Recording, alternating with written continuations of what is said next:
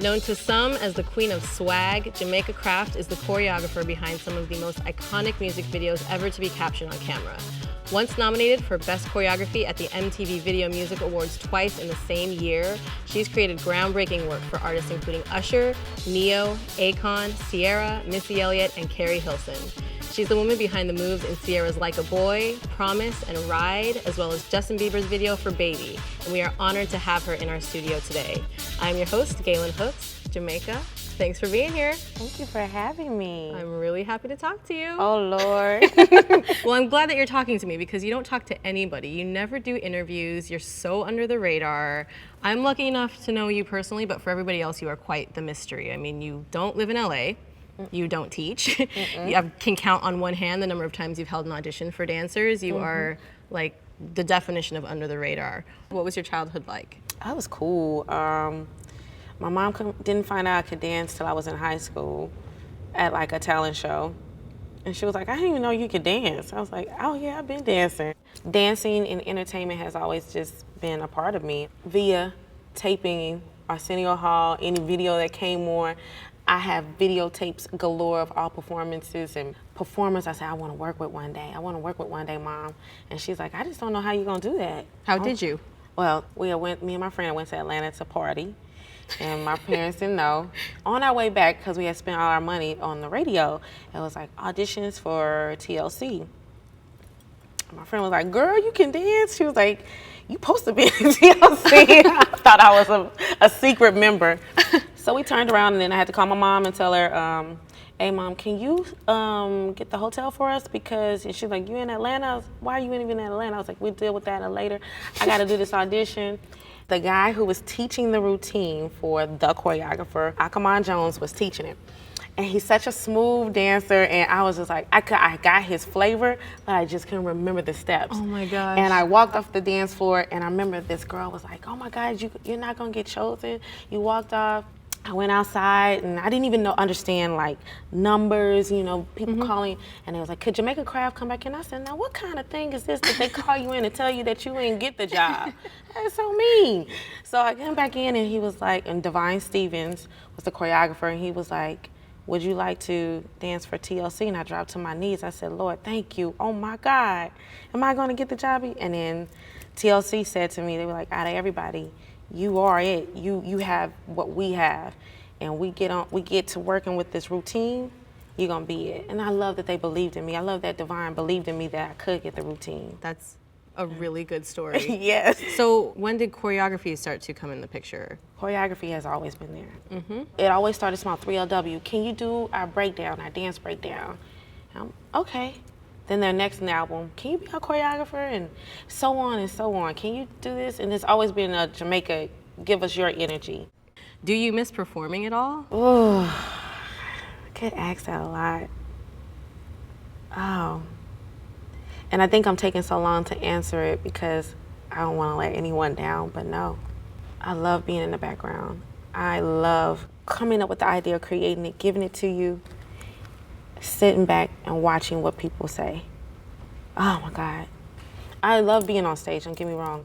If a choreographer has been on stage, woo, because you know what the crowd is looking like when they love you, when they don't like you, or when you're trying to woo them to like you.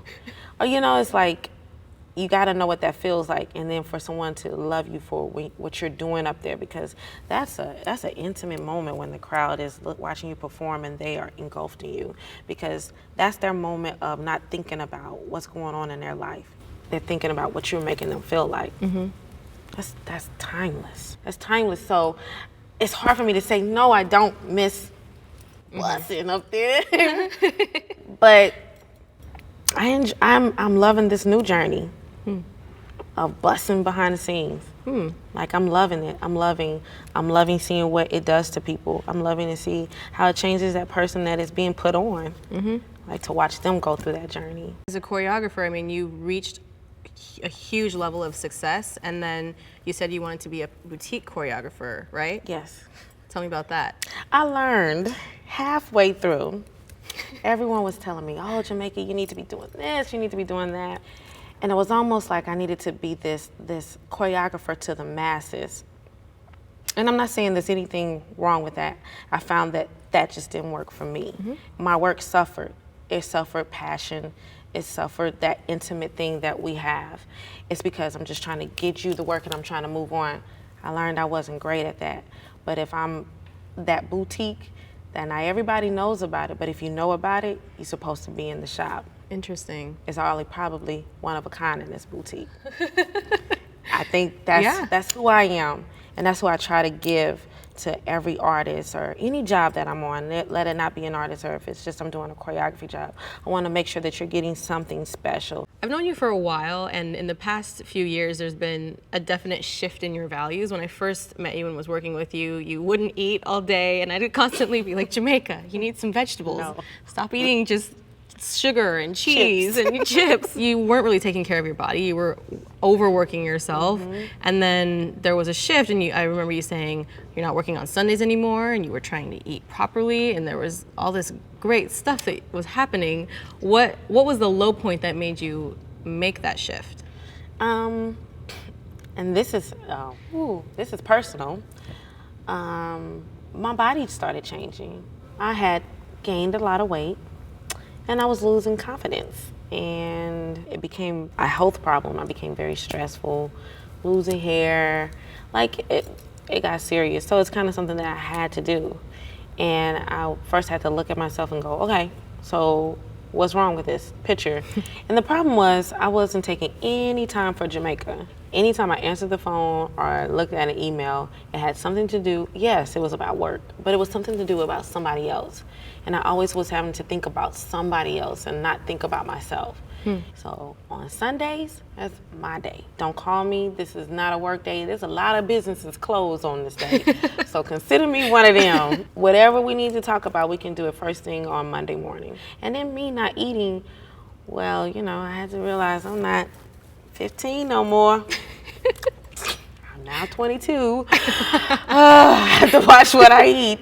And it was just like a for real thing. Like my hands had started turning black, and it was a health problem. And sometimes we think it's just what you eat is not resting. It's being on a plane all the time. It's just not properly taking care of yourself. And I'm like, okay, so if you want to be here in Jamaica to really accomplish everything you want to accomplish, you got to make sure you're healthy. So I can start feeling better, and so I can start being happy again in what I love to do. Did you ever feel like you just wanted to quit? Girl, yeah. Every time I do a video, I say this is my last one. What makes you keep going then? The ideas and the artists and the new idea and the new, every time it's like, oh, we could kill him on this one, we could kill him. So, and I'm always like, how did I get back here? How did I get back here? But you love it. I adore it. Well, I can tell how much you care about dance and you love dance, and I'm loving talking to you, but I want to round out this interview by asking you, what do you love about dance? How it makes people feel. How it makes me feel. You notice when we go around, people always say, if they find out you're a dancer, they go, I wish I could dance, or I just love watching dancing. That's what dancing does to people. It just gives them an incredible feeling. And I love that. Thank you, Jamaica. Thank you, Galen. I'm so happy we got to talk. You're one of my kids. You're one of my babies. This was like a cool opportunity to see you. Well, you gave me a lot of opportunities, and you've always believed in me, and that I will never take for granted, ever. You know, dusting off the dinosaur. Thank you for being here.